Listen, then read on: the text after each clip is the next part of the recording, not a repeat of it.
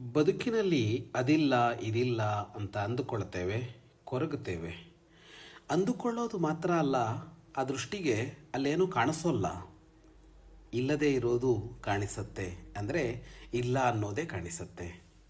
ಒಬ್ಬ ಅನುಭವಿ ಹೇಳ್ತಾನೆ, ಹಾಗಿಲ್ಲ ನೋಡಿ, ವಸುಂಧರೆ ಅಂದರೆ ಭೂಮಿ, ಅವಳು ಬಹುರತ್ನ, ಇದರಲ್ಲಿ ಯಥೇಚ್ಛವಾಗಿ ಶ್ರೇಷ್ಠವಾದ ಎಲ್ಲವೂ ಇದೆ ಅಂತ. ಶ್ರೇಷ್ಠವಾದದ್ದನ್ನು ರತ್ನ ಅಂತ ಕರೀತಾರೆ. ಶ್ರೇಷ್ಠವಾದದ್ದೆಲ್ಲವೂ ತುಂಬಿದೆ. ಎಲ್ಲಿ ತುಂಬಿದೆ? ಪದೇ ಪದೇ ಚ ರತ್ನಾನಿ ಯೋಜನೆ ರಸಕೂಪಿಕಾ ಭಾಗ್ಯಹೀನ ನಪಶ್ಯಂತಿ ಬಹುರತ್ನ ವಸುಂಧರ.